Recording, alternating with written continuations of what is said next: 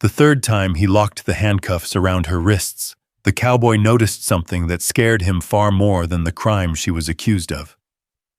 The metal cuffs clicked shut as snow rattled against the barn roof. A lantern swung from a rusty hook, throwing long shadows across two wounded horses standing behind her. The woman didn't argue. She didn't run. She only looked at the dying mare beside her and brushed a trembling hand across its neck. The cold stung his face. The warrant felt heavy in his pocket, and for the first time he wasn't sure who needed saving. If this story pulls you in, tell us where you're watching from.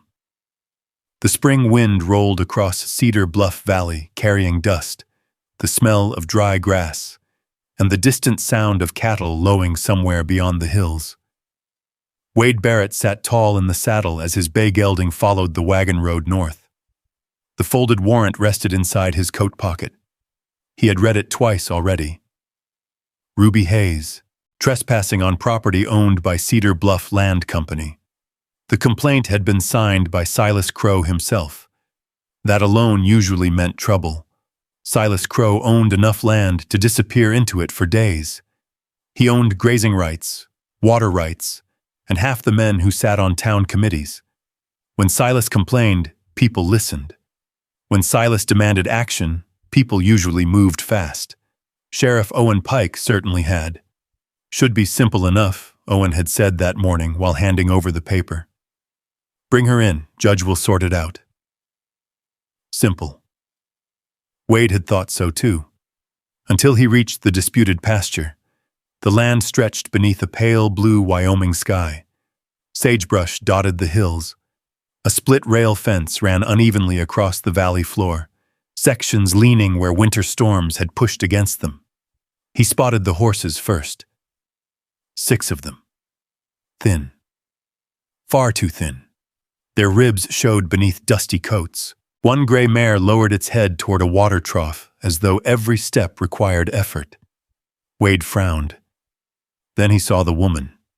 She stood beside the trough holding 2 buckets suspended from a wooden yoke across her shoulders. The buckets looked heavy. She moved carefully across the uneven ground and poured water into another trough. The horses gathered immediately. She spoke softly to them. Not words Wade could hear, just a calm voice, the kind people used around frightened animals. For a moment, he simply watched. The woman from the warrant did not look like a criminal. Her dress was faded from years of work. Her sleeves were rolled to her elbows. Dust coated the hem of her skirt. The wind tugged loose strands of dark hair from beneath her bonnet. One horse nudged her shoulder. She smiled and scratched its neck. Only then did Wade guide his horse forward. The sound of hooves made her turn. Their eyes met across the pasture. She did not look surprised. That bothered him immediately. Most people looked surprised when a deputy arrived carrying legal papers. Ruby Hayes only set down her bucket. "You took longer than I expected," she said. Her voice was calm. Wade blinked. "You knew I was coming?" Mr. Crow usually doesn't wait long when he wants somebody gone. The wind shifted between them. Wade dismounted. His boots landed in the dust. He pulled the folded warrant from his pocket. "Ruby Hayes?" A faint smile touched her lips. "I've been Ruby Hayes my whole life." Something about the answer nearly made him smile. Nearly. Instead, he unfolded the paper. "You've been accused of trespassing on Cedar Bluff Land Company property." She glanced toward the horses, then back to him. "I figured that's what this was about. No panic, no pleading, no anger, just acceptance." Wade had arrested drunk cowboys who shouted louder than thunderstorms. He had arrested gamblers who swore innocence until sunrise. He had arrested thieves who ran before he even reached the gate. Ruby Hayes did none of those things. She simply stood there. The horses crowded around the trough behind her. One chestnut gelding limped badly. Wade noticed the swollen joint. He noticed scars, too. Old scars. Marks left by neglect rather than accident. You care for all these horses yourself? He asked before he could stop himself. Ruby followed his gaze. Somebody has to. The answer lingered. Wade looked again at the animals. None carried a ranch brand he recognized. Where did they come from? Her eyes narrowed slightly. Does that question belong to the warrant? He folded the paper again. No. Then I suppose it can wait. For the first time, silence settled between them. Not hostile, not friendly, just careful. A meadowlark sang somewhere near the fence line. The horses drank. The wind moved through the grass. Finally, Wade sighed. You know I have to bring you in. I know. No argument. No resistance. She stepped closer. Then, before he even reached for the handcuffs, she held out both wrists. The gesture caught him off guard. The metal cuffs suddenly felt heavier in his hands. Ruby looked directly at him, not challenging him, not begging, simply looking, as though she had already measured him and reached a conclusion. Wade secured the cuffs, carefully, the same way he might secure a frightened horse to a lead rope. When he finished, Ruby glanced down, then back up. You're gentler than the last deputy. Wade stared at her. I don't know if that's supposed to be a compliment. It wasn't. For a second, he almost laughed. Instead, he escorted her toward his horse. The ride into Cedar Bluff took nearly an hour. Neither spoke much. The courthouse sat beside the general store and the feed supplier at the center of town. People watched as they arrived. People always watched. Ruby climbed down without assistance, without complaint, without embarrassment. Wade escorted her inside. Judge Milton Reeves reviewed the complaint. Silas Crow's representative made his argument. Ruby listened quietly. Then old Martha Green appeared unexpectedly. The elderly woman shuffled into the courtroom, carrying a stack of folded receipts. Every eye turned. She testified that Ruby had been delivering feed and water to abandoned livestock for months. She produced notes, dates, witnesses, even feed invoices from the general store. The courtroom grew quieter with each document. By late afternoon, the evidence against Ruby looked thinner than dust. Judge Reeves dismissed the complaint pending further review. Ruby was free to go. Just like that. Outside the courthouse, she paused on the boardwalk. The afternoon sun cast long shadows across Main Street. Wade stood nearby. For a moment, neither moved. Then Ruby spoke. Thank you for not tightening the cuffs. Before he could answer, she walked away. The crowd parted around her. She disappeared toward the North Road. Wade watched until she was gone. Something about the entire day sat wrong with him. The warrant, the horses, the receipts, the complete absence of fear. 3 days later, he found himself riding back toward the disputed pasture. Officially, he was following up on the case. Unofficially, he wanted answers. The horses were gone. The pasture stood empty. Only old Martha Green remained, sitting on an overturned barrel near the fence. The old woman squinted at him. You looking for Ruby? Wade nodded. Maybe. Martha chuckled. You sound just like every fool who starts by saying maybe. Wade ignored that. The horses. Where did they come from? Martha's smile faded. She pointed toward the distant hills. Those animals belonged to families that lost their land. Wade frowned. What families? Families, Mr. Crow pushed out. The answer landed harder than expected. Martha continued. When folks leave, they can't always take everything. Ruby gathers what's left behind. Wade stared across the valley. The thin horses suddenly looked different in his memory. Not stolen. Abandoned. Forgotten. Just like the people who once owned them. The wind moved through the sagebrush again. And for the first time since joining the department, Wade Barrett felt a crack appear in something he had always believed. Maybe the paperwork wasn't telling the whole story. Maybe the woman he had arrested wasn't the problem. 3 months later, summer settled over Cedar Bluff. The courthouse windows stood open against the heat. Wade entered Sheriff Owen Pike's office. A fresh warrant waited on the desk. The name at the top stopped him cold. Ruby Hayes, again. This time the charge was different, but the woman was the same, and something told him this arrest would not be like the first. The warrant sat on Wade Barrett's desk for 2 days before he wrote out. Summer had settled over Cedar Bluff. Heat shimmered above the road. Dust clung to boots, wagon wheels, and every fence post between town and the valley.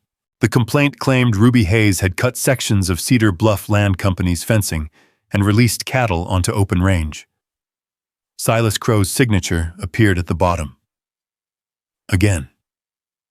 When Wade arrived, he found the broken fence. But he also found something else. 3 ranch hands stood near a holding pen. One carried a stock whip loosely at his side. Inside the enclosure, several cattle crowded against the rails. A young horse stood among them. Fresh welts crossed its flank.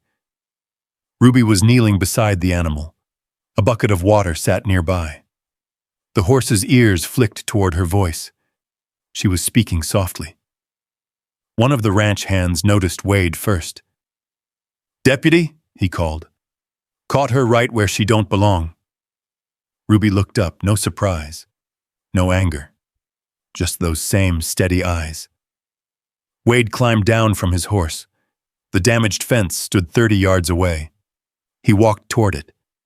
The posts were old. The wood had rotted near the base. One section had collapsed completely. He crouched and touched the splintered grain. This hadn't been cut. It had fallen. The ranch hand shifted uneasily. The cattle got loose because of her. Wade stood. Did they? Nobody answered. His gaze moved back to the horse. The marks on its side told their own story. Ruby rose slowly. "You're here to arrest me." It wasn't a question. Wade removed the warrant. "I am." The horse nudged Ruby's shoulder. For a moment she rested a hand against its neck. Then she stepped forward and offered her wrists, just like before. The ride into town felt longer this time. At the courthouse, Judge Milton Reeves listened to testimony. Silas Crow's foreman spoke first. Then Wade spoke, carefully, fact by fact. He described the condition of the fence, the condition of the livestock. Nothing more, nothing less. The fine was reduced before the afternoon ended. When Ruby exited the courthouse, she paused beside him on the boardwalk. A freight wagon rattled past. Somewhere down the street, a blacksmith hammered iron. "You told the truth," she said. Wade looked toward Main Street. "I reported what I saw." A faint smile touched her face. "Same thing most days." Then she walked away. The words stayed with him. Weeks passed. Then one Sunday morning, Wade found himself riding toward Ruby's cabin with a sack of nails strapped behind his saddle. He told himself the fence needed repair. The excuse sounded thinner every mile. The cabin sat beneath a cottonwood tree near a narrow creek. Ruby was repairing a gate when he arrived. She looked at the nails, then at him. "That fence must really concern you." Wade cleared his throat. Looked like it needed fixing. Together they worked through the afternoon, mostly in silence, the comfortable kind. A silence filled with hammer strikes, birdsong, and the distant rustle of wind through grass. Later they sat on opposite sides of the fence drinking coffee from tin cups. Jacob Turner appeared from the barn carrying feed buckets. The boy waved at Wade. Wade waved back. The next Sunday he returned. Then another. One evening, a mare struggled through labor in Ruby's small barn. Storm clouds gathered outside. Rain tapped against the roof. Wade held the lantern while Ruby worked. Neither spoke much. Hours later, a foal finally stood on shaky legs. Ruby leaned against the stall door, exhausted. Wade handed her a clean cloth. Their eyes met for a second longer than usual. Neither looked away immediately. By autumn, people had started noticing. Conversations stopped when Wade entered the diner. Clara Pike greeted him less warmly. Whispers followed him down Main Street. One afternoon, Sheriff Owen Pike closed his office door. "You know what folks are saying?" Wade stared through the window toward the street. "I've heard enough of it." Owen folded his arms. "Be careful." The warning lingered in the room.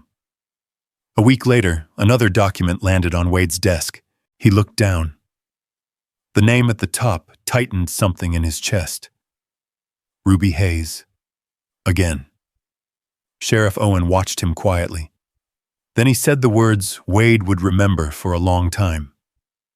"Next time she's arrested, you won't be able to stand in the middle."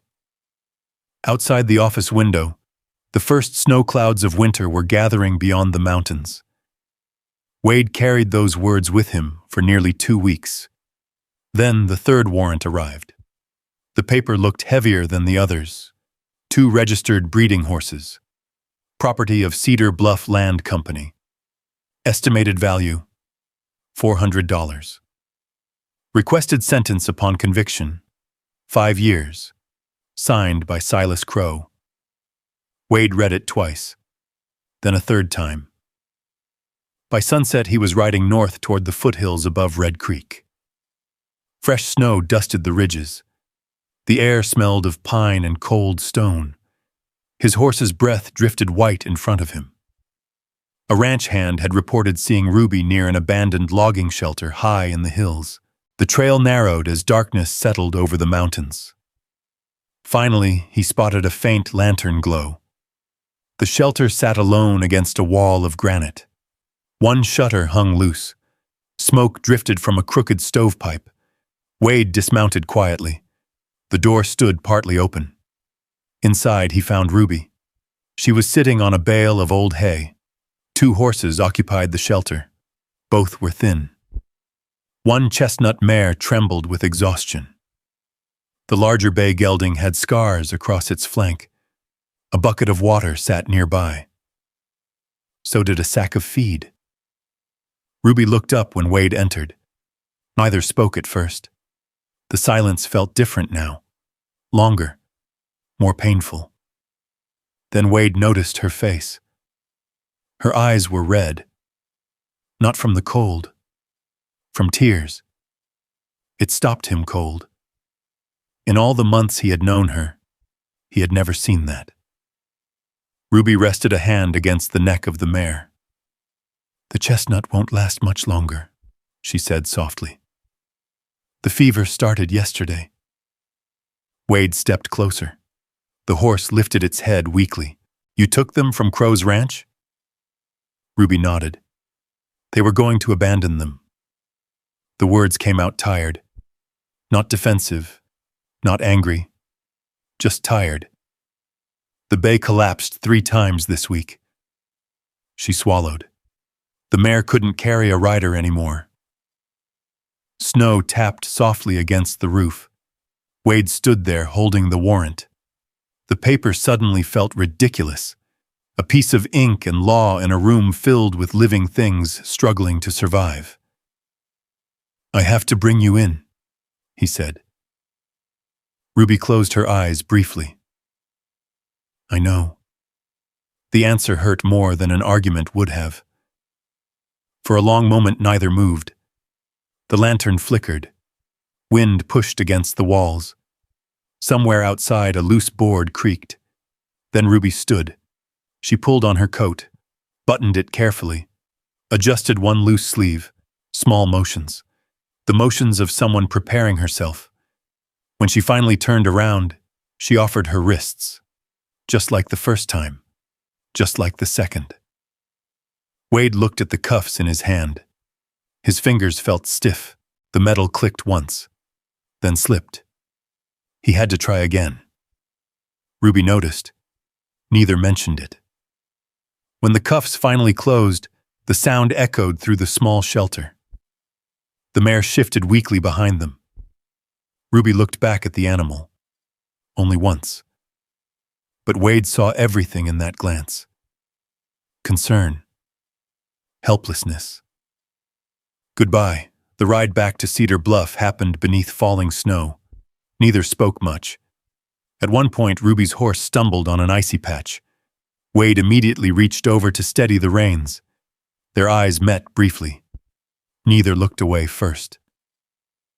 Lights from town appeared after midnight. The courthouse stood dark except for one upstairs window. Sheriff Owen Pike was waiting. So was Silas Crow.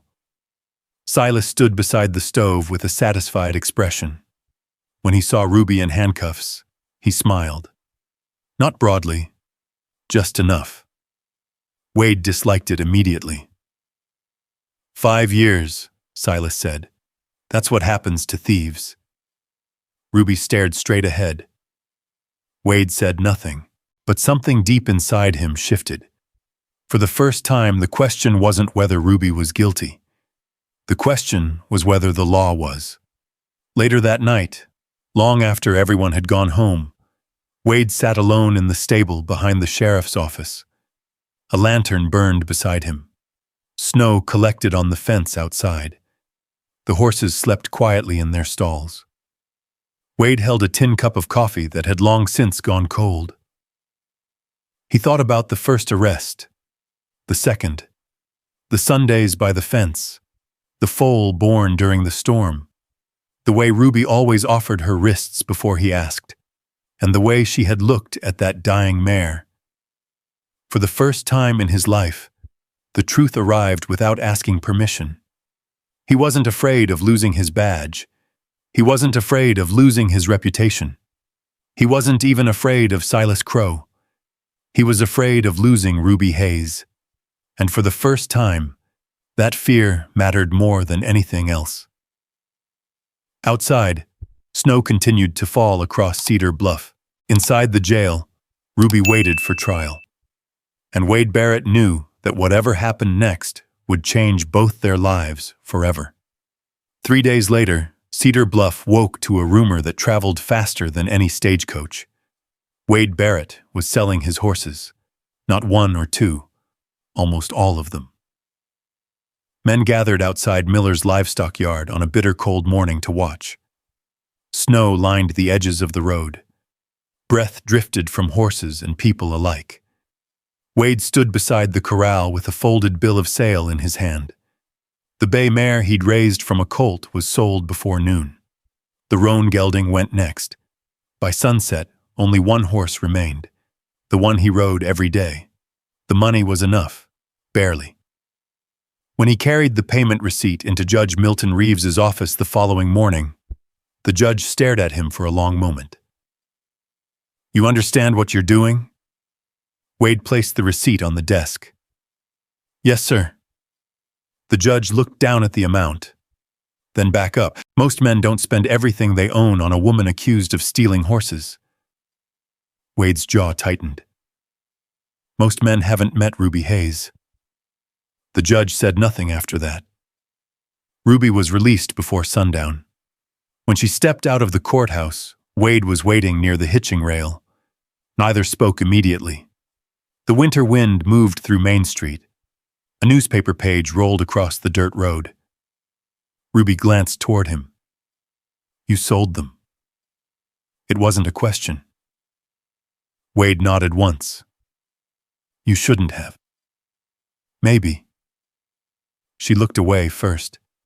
For the first time since he had known her, she seemed unsure what to say. That silence stayed between them all the way to her cabin. A week passed. Then another. Snow continued to cover the valley. One evening, Wade arrived carrying a lantern and a small leather notebook. Ruby recognized it immediately. Her expression changed. Not dramatically, just enough. "Where did you get that?" "Old Martha." Ruby took the notebook carefully, as though it might break. My husband owned one exactly like this. Wade sat across from her at the kitchen table. The room smelled faintly of coffee and wood smoke. A kettle simmered quietly on the stove. Outside, the wind pushed snow against the windows.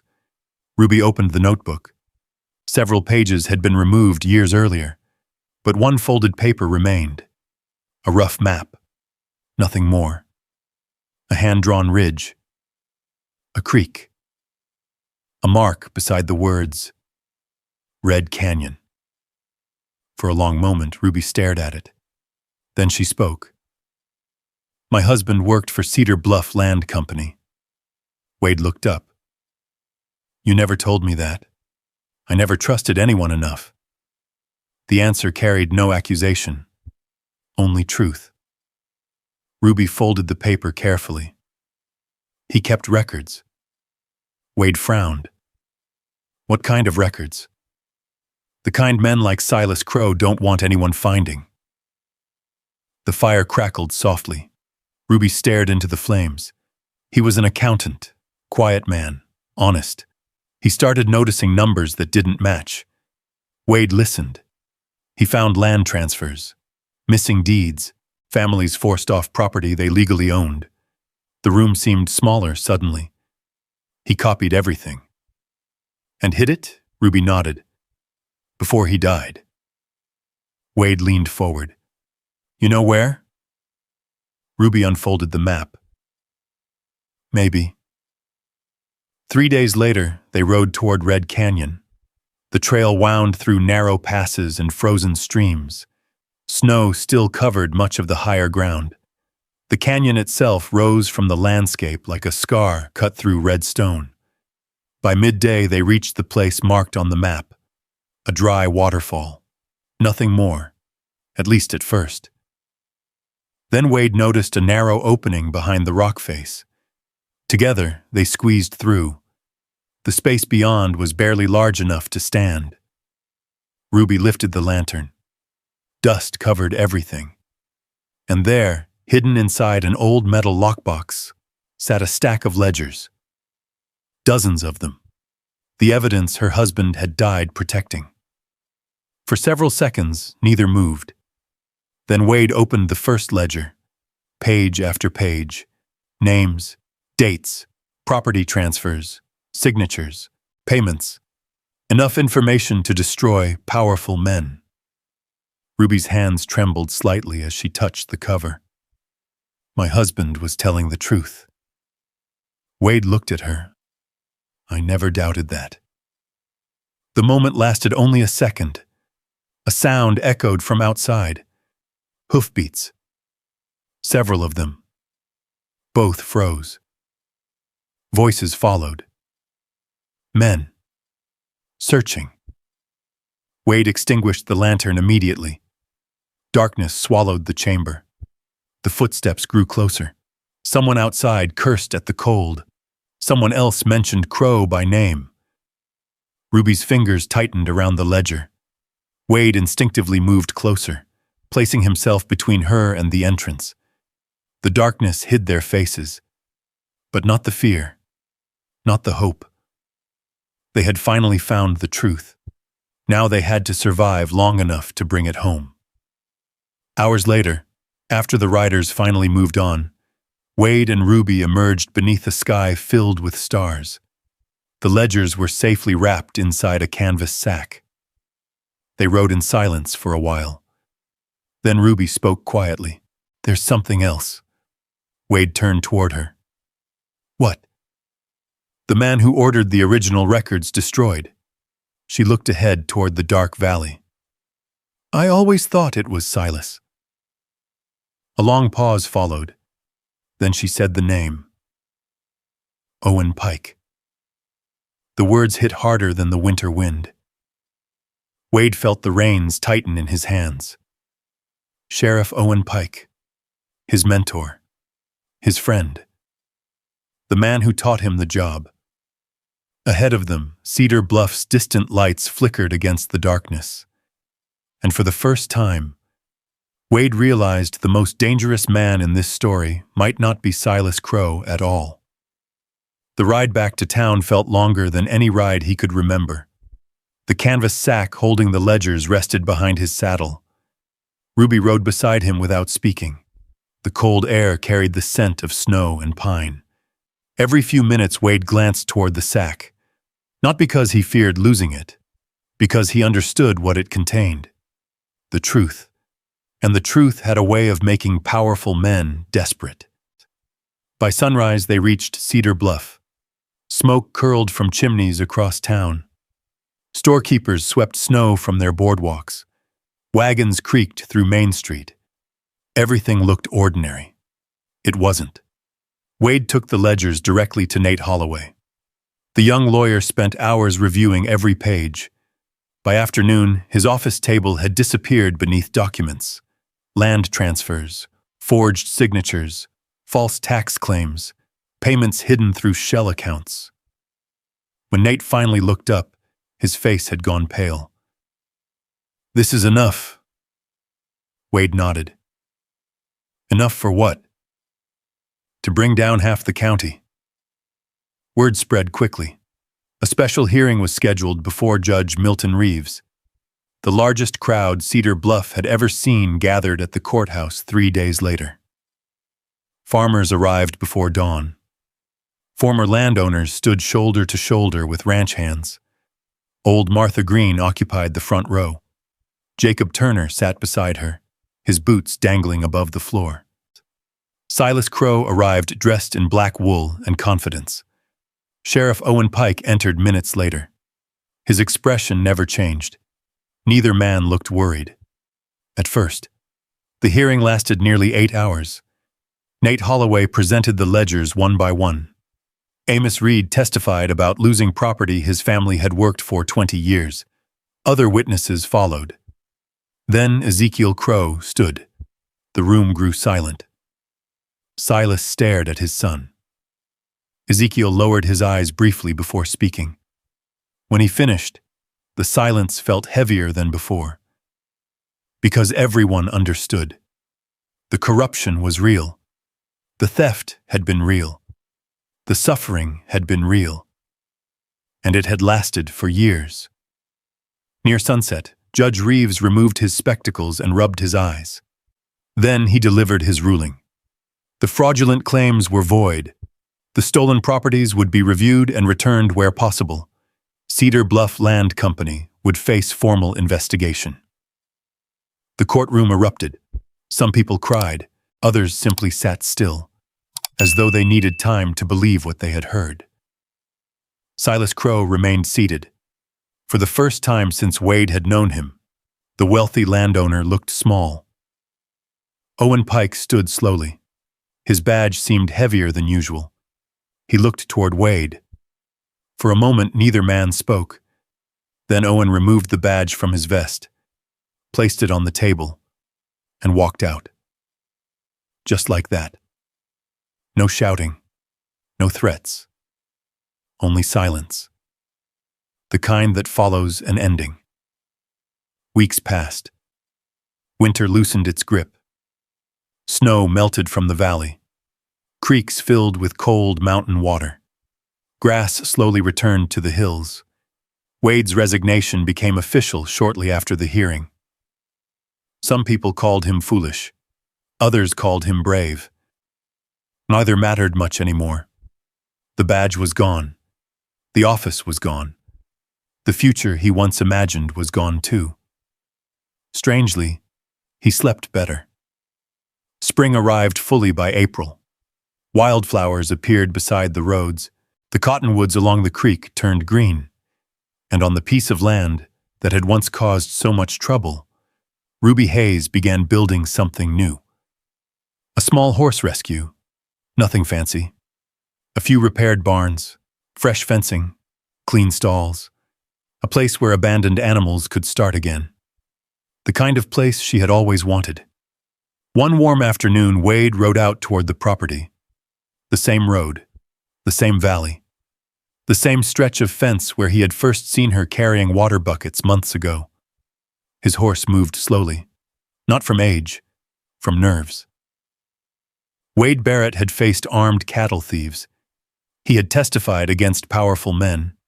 He had given up everything he owned. Yet his hands felt less steady now than on any of those days. The small velvet box rested inside his coat pocket. His mother's ring. The last valuable thing he had never sold. Ruby was repairing a gate when she spotted him. She straightened. The spring breeze tugged at her sleeves. Neither moved for a moment. Then Wade dismounted. No warrant. No handcuffs. No paperwork. Just him. Ruby glanced toward his empty hands, then back to his face. A smile appeared. Slowly. You've been down this road before. Wade laughed softly. 3 times. She leaned against the fence post, and every one of them brought trouble. That's true. For a second, neither spoke. The horses grazed peacefully behind her. One of the mares lifted its head and trotted across the pasture. Healthy now, strong, alive. Ruby noticed Wade reach into his coat. Her expression changed slightly. Not surprise, recognition. Wade opened the small box. The gold ring caught the afternoon sunlight. For once, the cowboy who always seemed to know what to say found himself searching for words. Finally, he looked at her. Really looked. The woman who had changed everything. The woman he had arrested 3 times. The woman who had taught him the difference between rules and right. Ruby. His voice was quiet. The first 3 times I came here, I took something from you. Her eyes never left his. Wade swallowed. Your freedom. Your peace, your trust. The valley seemed to grow still around them. Then he smiled. This time I was hoping to bring something better. Ruby glanced at the ring, then at him. The silence stretched. Not uncomfortable, just important. Finally, she laughed softly, a sound he hadn't heard often enough. You know, she said, most men try flowers before handcuffs. Wade laughed too. The tension broke. The sunlight warmed the pasture. Far beyond the fence, horses ran through the spring grass. Ruby stepped closer. Then she placed her hand over his, the one holding the ring. No speech, no grand declaration. None was needed, because both of them already knew. The 4th time Wade Barrett rode down that road, he didn't come as a deputy. He didn't come as a lawman. He came as a man who had finally found where he belonged. And this time, Ruby Hayes didn't offer him her wrists. She offered him her hand. The same valley that had witnessed 3 arrests now witnessed something else. A beginning. And maybe that's why this story stays with us. Not because a deputy fell in love with a woman he once arrested. Not because corrupt men were finally exposed. But because 2 people who had every reason to stop trusting the world chose not to. Imagine standing where Wade stood. Imagine being asked to choose between your reputation and what you knew in your heart was right. Or standing where Ruby stood, watching doors close again and again, yet refusing to let bitterness become the thing that defined you. Most of us will never ride through a Wyoming valley with a warrant in our pocket. But sooner or later, we all face moments when doing the easy thing and doing the right thing are not the same road. What I love about Wade and Ruby's story is that neither one rescued the other. They simply gave each other something rare, a reason to keep believing. And sometimes that's enough to change the course of a life. Maybe the real gift of a second chance isn't getting your old life back. Maybe it's discovering the courage to build a better one. I'd love to know your thoughts. At what moment do you think Wade truly fell in love with Ruby? And if stories like this remind you that kindness, loyalty, and hope still matter, I hope you'll join us again. There are many more unforgettable journeys waiting just beyond the next trail, and I'd be honored to share them with you.